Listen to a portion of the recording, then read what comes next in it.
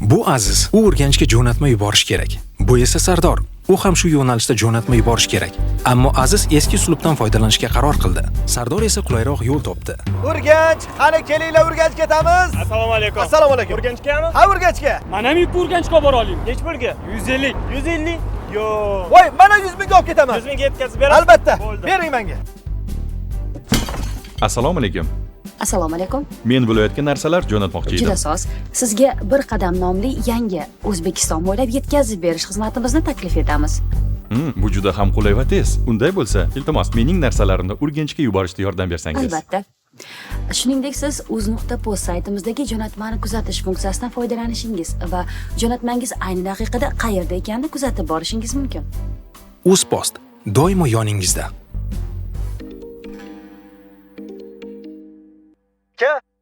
Manzil qanday edi? Qaytarib yuboring.